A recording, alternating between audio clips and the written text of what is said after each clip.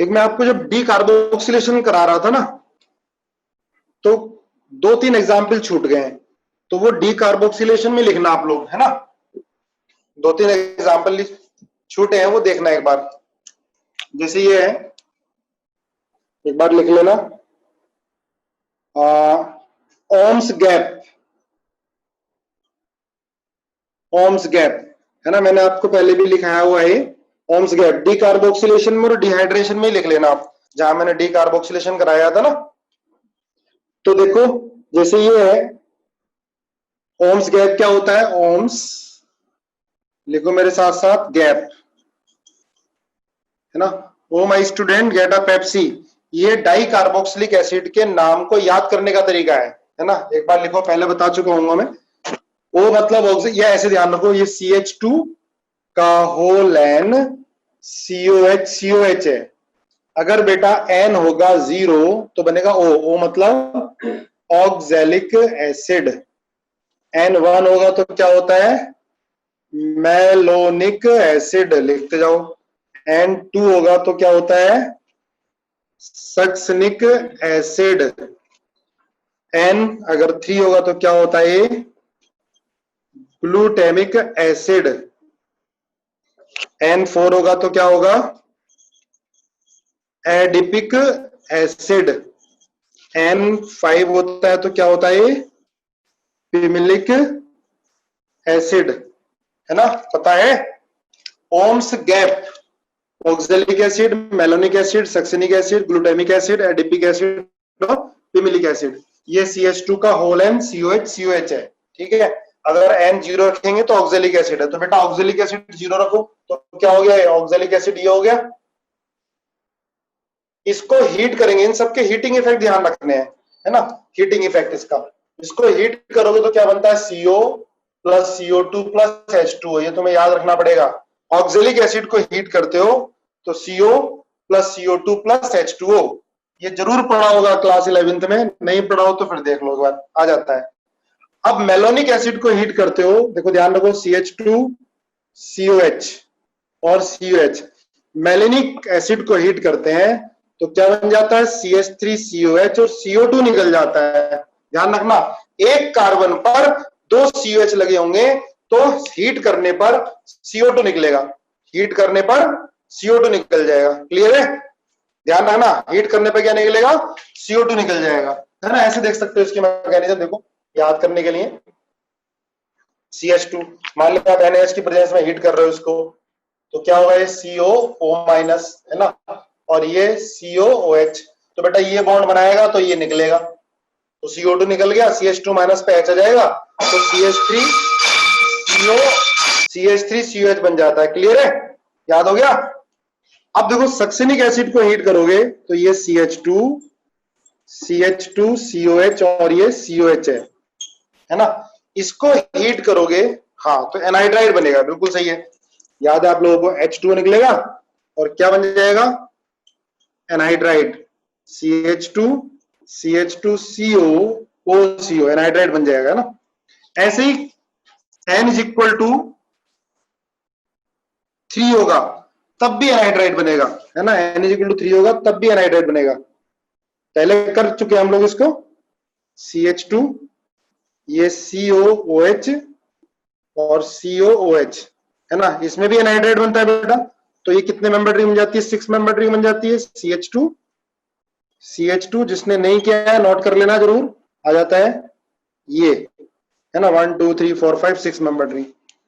N is equal to 4 को heat करोगे, देखो इन दोनों में ध्यान रखना, इन दोनों को हीट करने पर CO2 और H2O दोनों निकलेगा।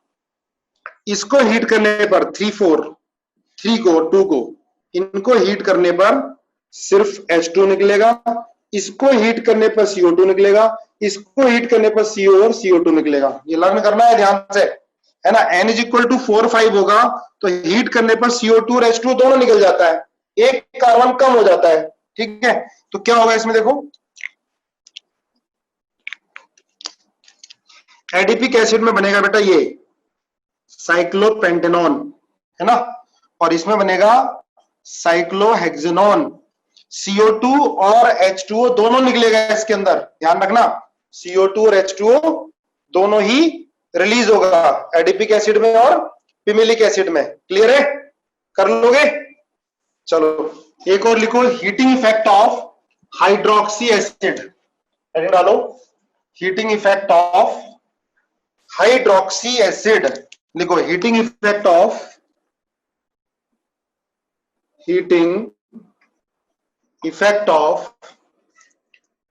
Hydroxy acid. ध्यान रखने की कोशिश करना है इसको, heating effect of hydroxy acid. पहला लिख लो alpha hydroxy acid, alpha hydroxy acid लिखो पहले। ठीक है, देखो क्या होगा बेटा, अल्फा हाइड्रोक्सी ये है जैसे CH3 CHOH और COH है ना, है अल्फा हाइड्रोक्सी एसिड है, ये ग्रुप है, ये अल्फा हो गया, ये बीटा हो गया, अल्फा हाइड्रोक्सी एसिड है।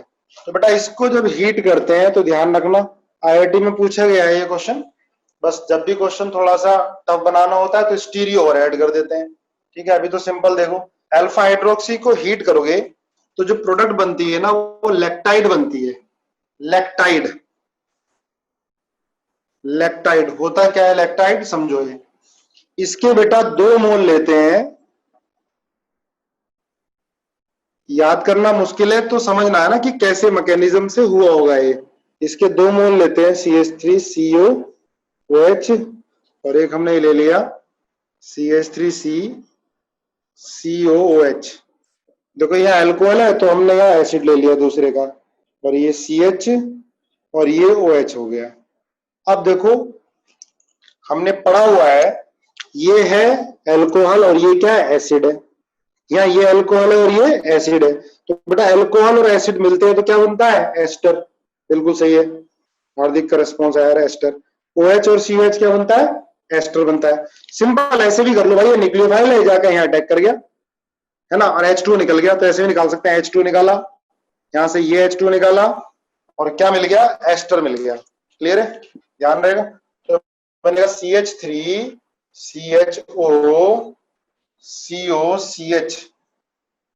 है ना, वैसे डायरेक्ट रटेंगे, ध्यान नहीं रहेगा तो मैकेनिज्म ध्यान तो है ही, हमने पढ़ी है इसकी, फॉर्मेशन ऑफ एस्टर पढ़ा है हमने अल्कोहल से और एसिड से। तो ये इसको बोलते हैं लैक्टाइड, है ना, साइक्लिक स्ट्रक्चर है, क्या बोलेंगे, लैक्टाइड। ध्यान रखना, देखो ये कायरल था, अब हीट करने पर क्रेलिटी मेंटेन रही या डिस्ट्रॉय हो गई, हीट करने पर क्रेलिटी मेंटेन रही या डिस्ट्रॉय हो गई, ये बताओ।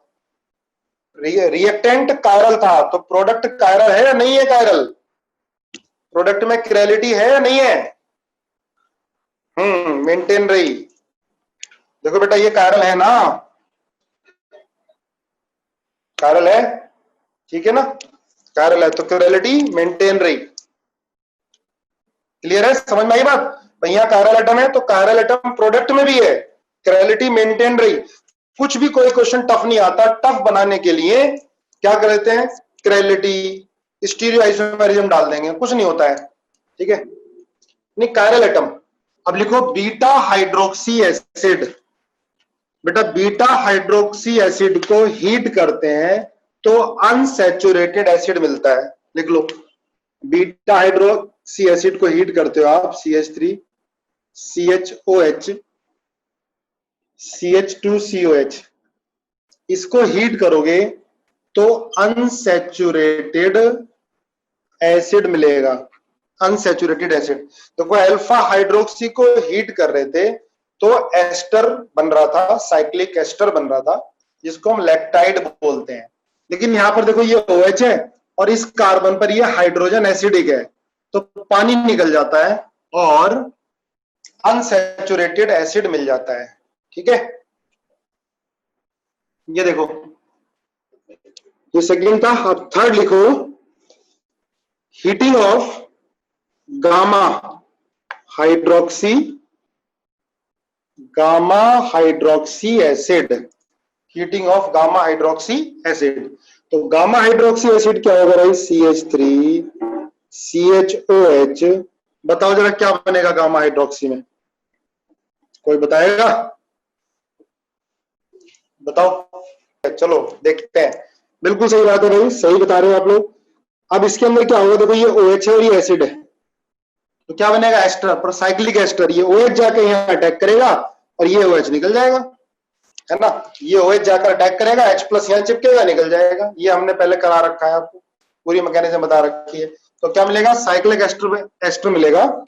और कितने मेंबर रिंग बनी है, टीचर ने 5 बताया है, 1 2 3 4 5 मेंबर रिंग मिल जाएगी, ठीक है। तो ये बन गया COO, ठीक है, और यहां पर CH3, तो साइक्लिक एस्टर बन जाता है। सेम केस होगा, ठीक है, सेम केस होगा अगर हम, गामा के बाद होता है बेटा डेल्टा, गामा डेल्टा ओमेगा। अगर डेल्टा हाइड्रोक्सी एसिड को हीट करते हैं, डेल्टा हाइड्रोक्सी एसिड को हीट करते हैं, तो क्या होगा, अब भी रिंग बनेगी। बनाओ कितने मेंबर रिंग बनेगी, CH2 alpha beta gamma, alpha ये CH2 और ये COOH, ये अल्फा बीटा गामा और डेल्टा, अल्फा बीटा और गामा, ठीक है। तो क्या बनेगा बेटा, इसके अंदर 6 मेंबर रिंग है ना, डेल्टा में ये जाके यहाँ अटैक करेगा, COH सॉरी, तो ये बन जाएगा C डबल बॉन्ड O और ये 6 मेंबर रिंग, ठीक है, 6 मेंबर रिंग फॉर्म हो जाएगी। तो ये था heating effect of hydroxy acid.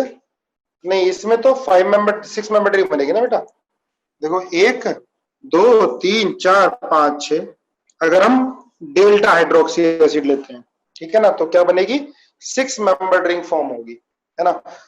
हाँ, सिंपली वाटर निकाल दो, OH H2 ऐसा कर लो, ये लो, सिंपली वाटर निकाल दो, है ना, एस्टर मिल गया। चलो भाई आ जाओ, फ्री रेडिकल सब्स्टिट्यूशन आपको रिवाइज करा रहा था। फ्री रेडिकल सब्स्टिट्यूशन रिएक्शन में हम कहां पहुंचे थे, सेलेक्टिविटी ऑफ प्रोडक्ट। बड़े अच्छे क्वेश्चन आएंगे, ये मत सोचना कि हमने पढ़ा हुआ है। आज बहुत बढ़िया बढ़िया क्वेश्चन जिस तरह के IIT एडवांस में, JEE मेंस, मेडिकल में पूछे गए, वो क्वेश्चन मैं आपसे पूछूंगा, ठीक है।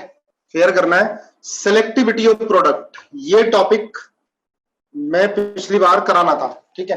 तो बेटा सेलेक्टिविटी ऑफ प्रोडक्ट क्या आती है, inversely proportional to reactivity of free radical. जो पहली बार पढ़ रहे हैं बेटा ध्यान से पढ़ना, रिएक्टिविटी ऑफ फ्री रेडिकल। अब फ्री रेडिकल जितना ज्यादा रिएक्टिव होगा, सेलेक्टिविटी प्रोडक्ट की उतनी ज्यादा होगी। देखो मतलब क्या है बेटा सेलेक्टिविटी का, जो डिजायर प्रोडक्ट हमें चाहिए, जो प्रोडक्ट हमें चाहिए, उसकी परसेंटेज जितनी ज्यादा होगी, उतनी सेलेक्टिविटी रिएक्शन की ज्यादा बोलेंगे, प्रोडक्ट की ज्यादा बोलेंगे। अब मान लिया कोई ऐसी रिएक्शन है जिसके अंदर नंबर ऑफ प्रोडक्ट काफी सारी मिल रही हैं, और परसेंटेज जो है, जो मेजर प्रोडक्ट हम बना रहे हैं उसकी परसेंटेज कम है कंपेरेबल, तो क्या होगा, उस रिएक्शन की सेलेक्टिविटी कम हो जाएगी, है ना। तो selectivity of product inversely proportional to reactivity of free radical. अब देखो फ्री रेडिकल पढ़े थे, F radical, Cl radical, Br radical और I रेडिकल। तो भाई डायरेक्ट फ्लोरिनेशन तो कराते नहीं है, आयोडोनेशन कराते हैं तो रिवर्सेबल है। अब बात आती है इन दोनों की, है ना। अब मुझे तुम बताओ कि क्लोरीनेशन के केस में और ब्रोमिनेशन के केस में सेलेक्टिविटी किसकी ज्यादा होगी, ब्रोमिनेशन के केस में, ठीक है, बिल्कुल सही बात है। In case of bromination selectivity ज्यादा होगी, ठीक बात है ना। क्लोरीन Cl रेडिकल की रिएक्टिविटी कम होती है, नहीं सॉरी ज्यादा होती है रिएक्टिविटी, तो इसकी सेलेक्टिविटी क्या होगी, कम होगी। तो आप लोगों ने सबने सही बताया, ब्रोमिनेशन के केस में प्रोडक्ट की सेलेक्टिविटी ज्यादा होगी। अब सुन लो ध्यान से एक बार। अब जैसे बेटा ये है, देखो ध्यान रखो, जैसे फॉर क्लोरीनेशन,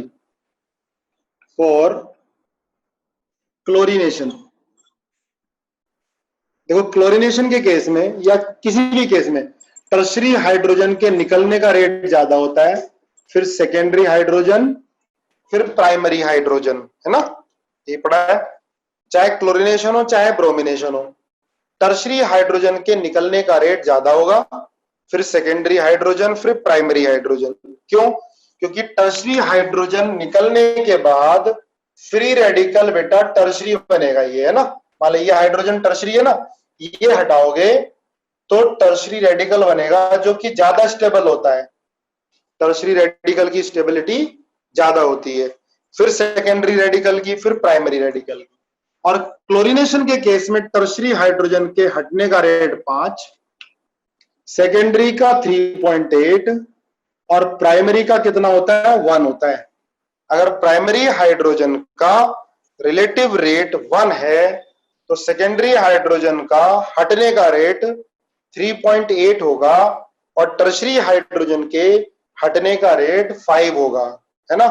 जिन्होंने 11th में पढ़ा हुआ डिटेल में उनको याद होगा अच्छे से। तो ये सिर्फ क्लोरीनेशन के केस में है। अगर बेटा नहीं दिया हो क्वेश्चन में तो आप ये कंसीडर करोगे, लेकिन हो सकता है कि क्वेश्चन में कुछ और दे दे तो उसके अकॉर्डिंग क्वेश्चन करोगे आप, है ना। और ब्रोमिनेशन के केस में क्या होता है? आ गया आंसर, लिख दिया आप लोगों ने, 1680 और 1, ये होता है इन केस ऑफ ब्रोमिनेशन। ठीक है, तो टर्शरी का बहुत ही ज्यादा है ब्रोमिनेशन में, तो तुरंत बिना कुछ कैलकुलेट किए ब्रोमिनेशन के केस में टर्शरी वाली प्रोडक्ट आप मेजर बना दोगे।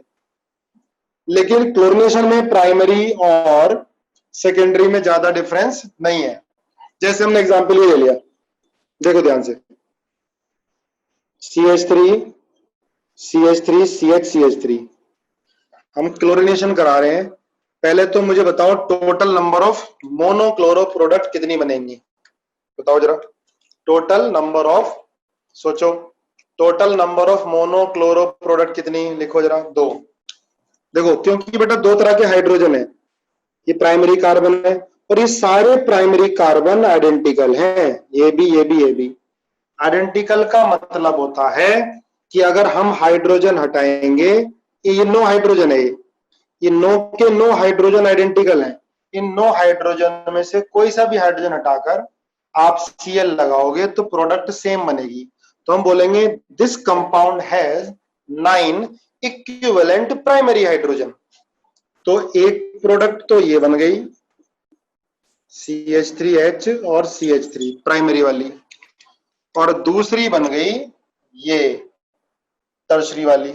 अब ध्यान रखना, गलती नहीं करना, क्लोरीनेशन के केस में आपको कैलकुलेट करके देखना पड़ेगा कि मेजर कौन सी होगी, माइनर कौन सी होगी।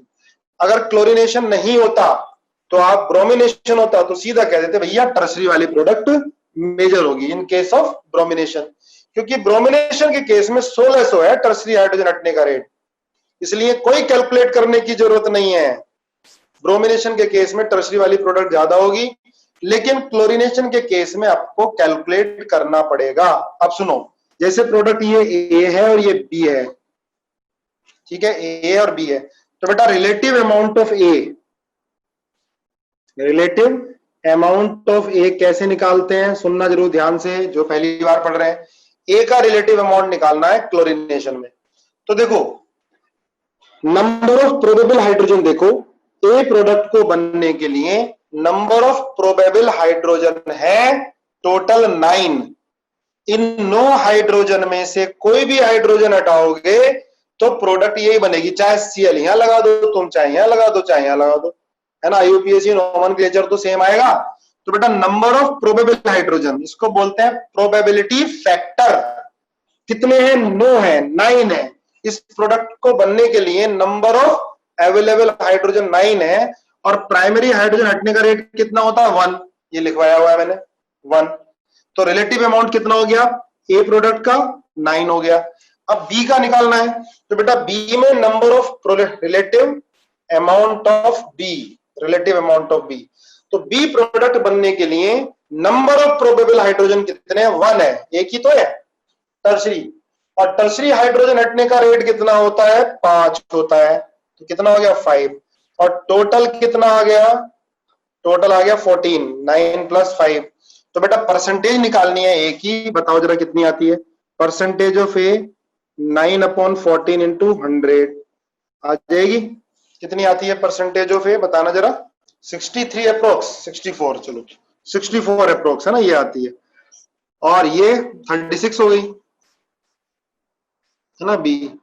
अब देखो बोलेंगे कि यार सिलेक्टिविटी कम है प्रोडक्ट की, क्योंकि 64% मिल रही है। सेलेक्टिविटी ज्यादा का मतलब है कि परसेंटेज एक की 90% से ज्यादा मिले। अगर यही हम ब्रोमिनेशन कराते हैं इसका, अब देखो परसेंटेज निकाल के देख लेना चाहे तुम ब्रोमिनेशन में। अगर हम ब्रोमिनेशन कराते तो टर्सरी वाली की जो परसेंटेज है वो बहुत ज्यादा होती, समझे, 90% से ज्यादा, 90% से ज्यादा ब्रोमिनेशन केस में, चाहे कैलकुलेट कर लेना, ठीक है ना। तो सेलेक्टिविटी किस केस में ज्यादा हो गई, ब्रोमिनेशन के केस में ज्यादा हो गई। चलो देखो आगे, इसमें आप बताओ total number of monochloro product, और क्या क्या बताना है मैं आपको लिख देता हूं, प्लस Cl2H न्यू। पहला, total number of monochloro product, total number of monochloro product, monochloro product. पहले excluding stereoisomer, excluding stereoisomers A part में बताना है। बी पार्ट में बताना है total number of monochloro product including stereoisomer. तीसरा आपको बताना है total number of chiral product, ठीक है। चौथा बताना है आपको total number of fractions, total number of fraction obtained after fractional distillation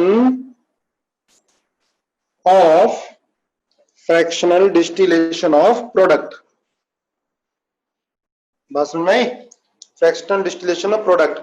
दोबारा सुन लो, ए क्या है बेटा, total number of monochloro product excluding stereoisomer, A part सबने सही बताया है। Second, total number of product including stereoisomer, ठीक है। तो थर्ड है total number of chiral product बतानी है। फिर total number of fraction of obtain after distillation of product. देखो ये सिमिलर क्वेश्चन कई बार पूछा गया है, कभी कुछ पूछ लिया इसके अंदर, कभी कुछ पूछ लिया, ठीक है। तो पहले देखो फिर डिस्कस करते हैं। और आपको एक चीज और बतानी है, परसेंटेज बतानी है मैक्सिमम किस प्रोडक्ट की ज्यादा होगी। रिजुल बता रहा है सी का 2 होगा, तो देखते हैं सी का 2, हाँ शायद। मोनोक्लोरो प्रोडक्ट एक्सक्लूडिंग स्टीरियोआइसोमर 6, चलो देखते हैं। डी का 4 है, डी का क्या है, ठीक कह रहा है, चलो देखते हैं, चेक करते हैं। देखो बेटा टोटल प्रोडक्ट कितनी बनेगी, ध्यान से देखो, ये सेम क्वेश्चन आए तो गलत नहीं होना चाहिए बिल्कुल भी, है ना। CH3 CH CH3 CH2 CH3, ये है CH2 Cl CH CH3 CH2 CH3, एक प्रोडक्ट ये हो गई है ना, plus CH3 CH3Cl CH2 CH3, दूसरी प्रोडक्ट ये हो गई देखो, प्लस CH3CH CH3Cl CH3, ये थर्ड प्रोडक्ट हो गई है ना, प्लस CH3H CH2 CH2Cl, ये फोर्थ प्रोडक्ट होगी। Total number of monochloro product कितनी आएंगी, 4 आएंगी एक्सक्लूडिंग स्टीरियोआइसोमर, है ना। अब आप देखो ये Cl यहां लगाने के बाद बेटा ये कायरल बन गया, देखो ध्यान से, कायरल क्या होता है, ये डिफरेंट है, ये डिफरेंट है, ये ग्रुप डिफरेंट हो गया और हाइड्रोजन डिफरेंट है। तो एक कायरल एटम बनेगा तो प्रोडक्ट होंगी 2, देखते हैं चेक कर लो क्या आंसर आएगा। एक कायरल एटम बन रहा है तो 2 प्रोडक्ट, है ना, एक डी फॉर्म और एक एल फॉर्म, ठीक है, एनेंशियोमर हो गए। यहां पर कायरल नहीं बन रहा है, पर ये कायरल बन रहा है, देखो ध्यान से, यहाँ सीएल लगा हुआ है ना, देखो, तो ये भी दो बनेंगी, डी और एल, यहां पर कायरल नहीं मिल रहा है, ठीक है। तो बेटा total product including stereo isomer कितनी हो गई? 6। ये तो 4, ये 6 हो गई, है ना, 2 3 और 2 5 और 1 6। क्लियर है? अब आ जाओ total number of chiral product, answer आएगा 4, 2 प्लस 2, है ना। भाई डी बनेगा तो एल भी बनेगा, आप लोग 2 बता रहे थे काफी सारे बच्चे, पर इसका आंसर कितना होगा? 4 होगा, है ना। अब total number of fractions obtained after fractional distillation of product, भाई देखो, अब देखो इसके अंदर ये सारे क्वेश्चन पूछे जा चुके हैं आईआईटी में या मेडिकल में। आईआईटी में पूछने के बाद मेडिकल में क्या हो जाते हैं? ये रिपीट हो जाते हैं। अब इसमें total number of fraction obtained after fractional distillation, तो याद करो आपको बताया हुआ है कि फ्रैक्शनल डिस्टिलेशन से हम सेपरेट नहीं कर सकते किसको? एनेंशियोमर्स को। तो बेटा एक कायरल एटम है तो एक डी फॉर्म और एल फॉर्म, तो डी और एल फॉर्म क्या होती है? एनेंशियोमर। तो डी और एल फॉर्म को फ्रैक्शनल डिस्टिलेशन से सेपरेट नहीं कर सकते, तो यहाँ आंसर कितना आएगा? 4 का 4 आएगा। भाई फ्रैक्शनल डिस्टिलेशन से एक ही फ्रैक्शन आएगा, ये बॉइलिंग पॉइंट सेम होगा डी और एल का, तो हम उसको सेपरेट नहीं कर सकते, ये सेपरेट हो जाएगा, इसका बॉइलिंग पॉइंट अलग होगा। ये दो जो प्रोडक्ट होंगे डी और एल, इनका बॉइलिंग पॉइंट क्या आएगा? सेम आएगा, तो एक ही दिखाएगा इसको, और ये अलग आएगा। तो टोटल कितनी बन गई? 4। बताओ फोर्थ वाला सही आया? फोर्थ का 4 होगा। ये बात क्लियर हुई? Total number of fraction after fractional distillation, है ना। गगनदीप कह रहा है नो। बेटा सुन ले ध्यान से, क्योंकि मैंने बताया कि total number of fraction obtain after fractional distillation, fractional distillation से डी और एल को अलग नहीं कर सकते, समझे। जैसे यहां पर मैंने 2 प्रोडक्ट लिखी डी और एल कायरल एटम आने के बाद, तो डी और एल का बॉइलिंग पॉइंट सेम होता है, तो बॉइलिंग पॉइंट सेम होगा तो फ्रैक्शनल डिस्टिलेशन से सेपरेट नहीं कर सकते, तो इसको तो एक ही प्रोडक्ट बताएगा वो, इसको भी एक ही, क्योंकि बॉइलिंग पॉइंट क्या आएगा? सेम आएगा। क्लियर है ना? चलो इससे अगला आप करके दिखाओ एक और। अच्छा मेजर प्रोडक्ट तो बता दो कौन सी होगी? मेजर प्रोडक्ट थर्ड, बिल्कुल सही है, थर्ड होगी। एक बार मैं कैलकुलेट भी कर देता हूं। पहला भाई देखो, फर्स्ट प्रोडक्ट बनने के लिए हाइड्रोजन तो ये 6 है, इसे काउंट नहीं करोगे क्योंकि यहां पर सीएल लगा दिया इस प्राइमरी पर, तो नाम अलग हो जाएगा। तो पहली प्रोडक्ट बनने के लिए चाहे सीएल यहां लगाओ चाहे सीएल यहां लगाओ, प्रोडक्ट क्या बनेगी? सेम। तो बेटा फर्स्ट प्रोडक्ट बनने के लिए नंबर ऑफ प्रोबेबल हाइड्रोजन 6 और हाइड्रोजन हटने का रेट 1, तो 6 आ गया, है ना। सेकेंड प्रोडक्ट में ये टर्सरी है, तो प्रोबेबल हाइड्रोजन एक ही है, 1 है, और हटने का रेट 5 होता है, तो कितना आ गया? 5 आ गया। थर्ड प्रोडक्ट में नंबर ऑफ प्रोबेबल हाइड्रोजन 2 है, तो बेटा 2 इंटू हटने का रेट 3.8 होता है, तो 7.6 सबसे ज्यादा है अभी तक। लास्ट प्रोडक्ट बनने के लिए नंबर ऑफ प्रोबेबल हाइड्रोजन 3 है, तो 3 इंटू 1 3 आ जाएगा। तो थर्ड प्रोडक्ट बनेगी मेजर, ठीक है। चलो आ जाओ, अब मुझे कुछ एग्जाम्पल करके दिखाओ, ठीक है। चारों जो क्वेश्चन मैंने लिखाए थे वही क्वेश्चन रहेंगे, ठीक है, ए बी सी डी। जैसे इसके अंदर है ना, ए क्या था? A B C D. A था total number of product excluding stereoisomer, B था total number of product including stereoisomer, C क्या था? Total number of chiral product, और डी क्या था? टोटल नंबर ऑफ प्रोडक्ट या fraction obtained after fractional distillation. जरा बताओ आंसर क्या होगा जल्दी जल्दी, है ना। एबीसी क्या पूछा है मैंने जो पहले वाले क्वेश्चन में था? ए क्या था? Total number of product excluding stereoisomer, Parikshit का 2322, बी का 3, एक साथ ऐसे लिख दो 2322 या जो भी आ रहा हो आपका, अमानत 2322, 2322, आंसर 2322 ही है ना। देख लो एक बार, जिनको नहीं समझ में आया एक बार फिर देखो। एच न्यू, अब देखो यहां सीएल लगाओ पहले,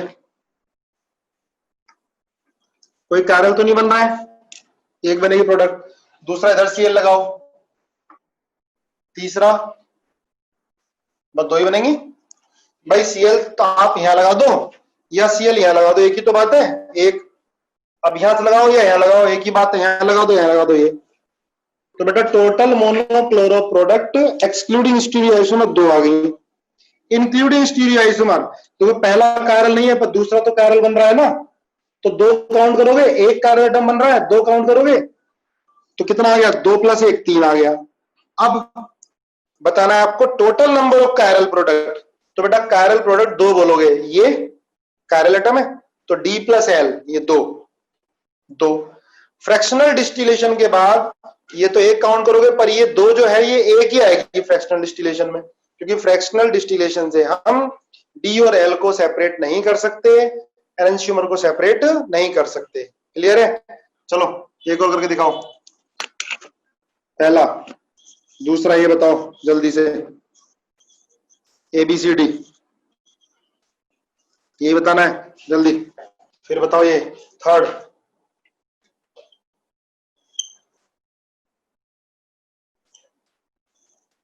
Cl2H न्यू, बताओ ABCD।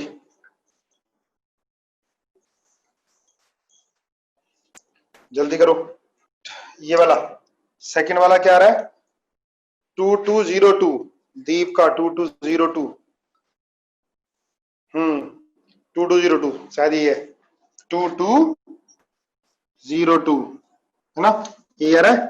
चलो एक बार जल्दी से कर देता हूं, Cl देखते हैं क्या आता है। Cl तो प्रोडक्ट दो बन रही हैं, कायरल एक भी नहीं बन रहा, दो, और हाँ ठीक है बिल्कुल सही है 2202। सर डी पार्ट समझ आया, कैसे कैसे नहीं समझ में आया, कैसे निकालेंगे डी, कहाँ कौन सा, अच्छा डी बेटा कैसे निकालेंगे, देखो डी क्या पूछा है मैंने, total number of fraction obtained after fractional distillation. देखो जैसे बेटा ये प्रोडक्ट बन गई तुम्हारी कायरल है ना, दो प्रोडक्ट है, D + L बनेगा जब कायरल है, तो फ्रैक्शनल डिस्टिलेशन कराओगे तो सेपरेट नहीं हो सकती, क्योंकि बॉइलिंग पॉइंट क्या होगा, सेम होगा, तो इसको एक ही काउंट कराओगे फ्रैक्शनल डिस्टिलेशन के बाद, है ना। आया समझ में? फ्रैक्शनल डिस्टिलेशन से हम किसको सेपरेट कर सकते हैं, सिर्फ डी और एल को। ठीक है, चलो थर्ड वाले बताओ क्या आएगा आंसर, ABCD थर्ड वाले का, रिजल्ट 3413, चलो देखते हैं क्या आता है। भाई एक बार सीएल यहां लगाओ, चलो बना ही देते हैं, बना के देखो इसको, इनमें दिमाग लगाना होता है, एक क्वेश्चन आता है जरूर, प्रैक्टिस करो, काफी सारे क्वेश्चन दूंगा मैं आपको। देखो इसमें Cl यहां लगाओ और ये CH3 आ गया, फिर ये CH3 आ गया, फिर CH3Cl आ गया, ये Cl, इसके बाद सेम है ना, अगर हम यहां लगाते हैं तो ये वाली प्रोडक्ट आ जाएगी, अगर यहां लगाते हो तो ये वाली आ जाएगी। अब आप देखो तो प्रोडक्ट 1 2 3, ए तो 3 आ गया, अब बी, ये कायरल बन गया बेटा, ये तो नहीं, ये कायरल बन गया, तो ये कितनी होंगी, दो, ठीक है। अब यहाँ दो कायरल बन गए, कितनी होंगी, ये चार, ये भी कायरल ये भी कायरल, चार बन जाएंगी। एक और कौन सी बनेगी बेटा, हाँ एक और बनेगी, ठीक है, एक और ये बनेगी, नहीं एक और कौन सी बननी है, यहाँ Cl लगेगा, ठीक है, एक और बनेगी, ये Cl आ जाएगा, बिल्कुल सही है ना, चार, ठीक है, चार। अब देखो ये कायरल दो, ये चार बनेंगी, ये कायरल नहीं है और ये भी कायरल नहीं है ना, तो ये टोटल प्रोडक्ट दो और चार छह, सात और आठ, बी आठ है ना, और सी कितनी बनेंगी, दो और चार छह, ठीक है। और डी कितना होगा। अब यहां पर देखो ये दो प्रोडक्ट है, एनेंशियोमर जो है सेपरेट नहीं कर सकते तो एक आएगी। यहां पर चार है बेटा ऑप्टिकली एक्टिव, चार में दो दो एनेंशियोमर होंगे तो कितना आएगा, दो। तो ये चार आंसर आ गया इसका। 4864 किस चीज का सही था, 4864 बताओ आंसर आएगा। 4864 है 4865 है, 4865, हाँ D5 आएगा। 4865 बिल्कुल सही है साक्षी, 5 आएगा। 4865 बिल्कुल सही है भाई। ये एक, ये दो यहां से, ये तीन, चार, दो, तीन और हाँ पांच आ गया ना, पांच, 5, ठीक है। 4865 गलती नहीं होनी चाहिए इसलिए प्रैक्टिस करा रहा हूं। एक क्वेश्चन आता है जरूर, एडवांस में मिल सकता है, जेई मेंस में भी, मेडिकल में भी। चलो एक और करके दिखाओ इसका, जल्दी बताओ। ABCD, Cl2H new, ABCD।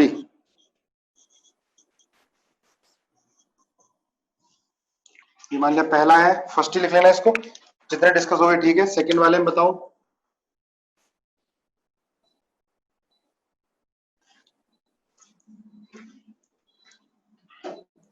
ABCD बताना इसमें भी। थर्ड देखो ध्यान से, थर्ड में 3 मेंबर रिंग ले लो। ABCD 4 4, ऐसा करो 4 में देखो, इसमें ये मैंने बना के दे दिया है, ध्यान रखना गलती नहीं होनी चाहिए।